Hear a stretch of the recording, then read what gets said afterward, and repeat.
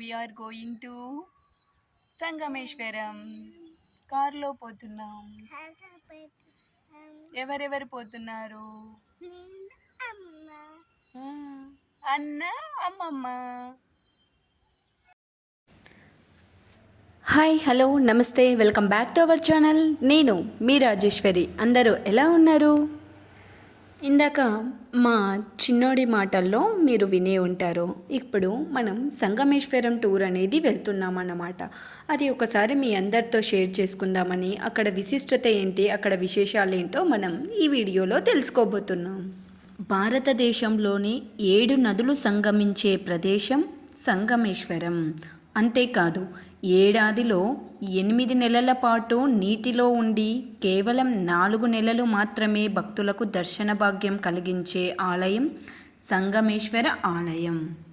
ఎందరో మునులు తపస్సు చేసిన ప్రదేశం సంగమేశ్వరం. కర్నూలు జిల్లాలో నల్లమల్ల అటవీ క్షేత్రం ఒకవైపు, 7 నదులు సంగమించి పవిత్ర ప్రదేశం మరొక వైపు. అదే సంగమేశ్వర క్షేత్రం.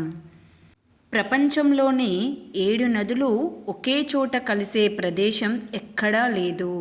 కేవలం ఇక్కడ మాత్రమే సంగమేశ్వరంలోనే 7 నదులు ఒక చోట కలుస్తాయని చెబుతున్నారు. కర్నూలు జిల్లా కొత్తపల్లి మండలం సంగమేశ్వరం వద్ద ఈ నదులు కలయిక అనేది జరుగుతుంది. తుంగభద్ర, కృష్ణవేణి, భీమా, మాలాపహరిణి, భవనాసి నదులు సంగమించే ప్రదేశం. ఇక్కడ నదులలో ప్రత్యేకత ఏమిటంటే, ఇవన్నీ స్త్రీ నదులు కాక కేవలం భవనాసి నది మాత్రమే మొగ నది, పురుష నదిగా ప్రకటించబడుతుంది. ఈ ఆలయంలో ఉన్న శివలింగం విశిష్టమైనది, ప్రత్యేకమైనది కూడా. ఈ ఆలయంలో శివలింగం వేప శివలింగం. 1000 ఏళ్ల క్రితం ధర్మరాజు ప్రతిష్ఠించిన వేప శివలింగం ఇది. పాండవులు అరణ్యవాసం చేస్తుండగా శ్రీకృష్ణుని సూచన మేరకు ధర్మరాజు శివలింగాన్ని ప్రతిష్ఠించాడు. 7 నదులు సంగమించే సంగమేశ్వరంలో శివుని పూజ చేయమని శ్రీకృష్ణుడు చెప్పారట. శివలింగం తీసుకురమ్మని భీముని కాశీకి పంపాడంట ధర్మరాజు.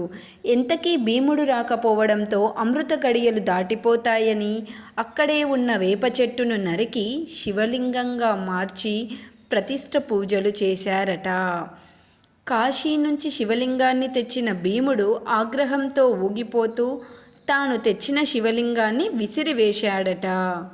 ఆ శివలింగం ఇప్పటికీ పగిడాల మండలం బీరువోలు వద్ద ఉంది.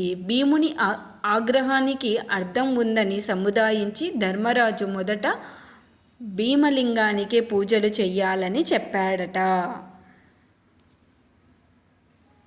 శ్రీశైలంలో నీటి మట్టం ఎక్కువగా కాగానే ఇక్కడికి వదులుతారన్నమాట. ఇక్కడ కృష్ణమ్మ ఈ సంగమేశ్వరాన్ని ముంచేయడం అనేది జరుగుతుంది. ఇక్కడ శివాలయానికి 8 నెలల పాటు పూజలు లేకుండా ఉంటాయి. ఈ గుడి గోపురం తప్ప చూడటానికి ఏమీ ఉండదు. అప్పుడు ఇక్కడ పూజలు కూడా నిషేధించబడతాయి. అలాగే ఇక్కడ పుష్కరాలు కూడా ఒక ఏడాది జరిగినట్టు మనకు తెలుస్తుంది. అయినా కూడా ఇక్కడి శివలింగాలు కానీ, ఇక్కడి విగ్రహాలు కానీ ఎక్కడికి నీటి మట్టం అంతా మునిగిపోయినా కూడా ఎక్కడికి వెళ్ళకుండా ఇక్కడే ఉంటాయి అన్నమాట. ఇలా ఈ విధంగా ఒక్కో గృహలో ఒక్కో విధంగా ఒక్కొక్క రూపాన్ని పెట్టి ఉంటారు. ఇలా నీటి మట్టం మొత్తం మునిగిపోయినప్పుడు కొన్ని విగ్రహాలు ఈ విధంగా స్తంభాలు పడిపోవడం అనేది మనం చూస్తూ ఉంటాం.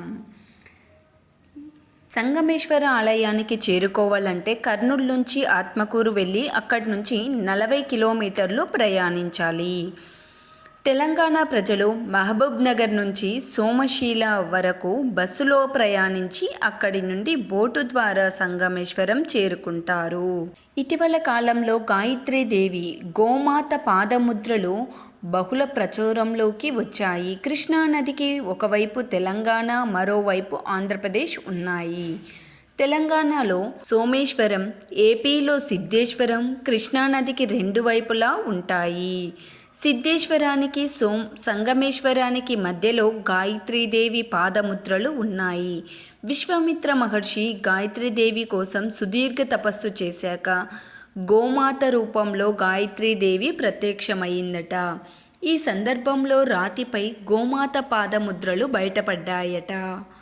ఇప్పటికీ అక్కడ విశ్వామిత్ర మహర్షి తపస్సు చేసిన గుహ కూడా ఉంది. అగస్త్య మహాముని విశ్వామిత్రుడు ఇక్కడే తపస్సు చేశారట.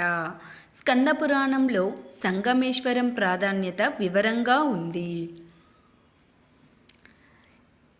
అస్థికలు ఈ నదిలో కలిపిన పితృదేవతలకు పిండ తర్పణాలు చేసిన ముందు 7 జన్మల తర్వాత కూడా పాపాలు హరిస్తాయని ఇక్కడ పురోహితులు చెబుతున్నారు. సంగమేశ్వరంలో స్నానం చేసిన వారికి 1000 రెట్ల ఫలం లభిస్తుందట. సర్వ పాపాలు హరిస్తాయని భక్తుల నమ్మకం. ఇక్కడ భక్తులకు కూడా ఎలాంటి సౌకర్యాలు లేవు. కాశీరెడ్డి నాయన ఆశ్రమం నిర్వాహకులు ఇక్కడికి వచ్చే భక్తులకు పర్యాటకులకు ప్రతిరోజు అన్నదానం చేస్తారు. ఆలయం నీటి వెలుపల ఉండే 4 నెలల కాలం పాటు కూడా పూజలు చేసేందుకు భక్తులకు వచ్చేందుకు అనేక ఇబ్బందులు ఉన్నాయి. ఇక్కడ మీరు చూస్తూ ఉంటే అక్కడక్కడ పురోహితులు తర్పణాలను వదిలేయడం అనేది మనం చూస్తూ ఉంటాం. ఇది ఒక్కొక్కసారి మరణించిన వారి నక్షత్రం ప్రకారం కూడా ఈ విధంగా ఎప్పుడైనా సరే ఈ నదిలో పిండ తర్పణం అనేది చేయవచ్చు. అది మోక్షానికి ప్రసాదిస్తుందని పురోహితులు చెబుతూ ఉంటారు.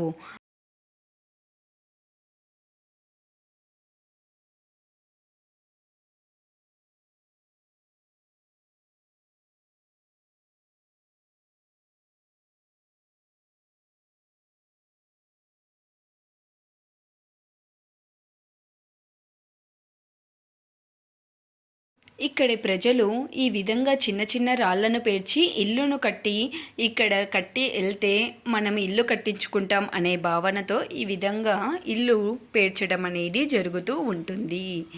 ఇక్కడ మా వాళ్ళు ఏదో ఫీట్స్ అనేటివి అరేంజ్ చేస్తున్నారు. ఒకసారి చూడండి.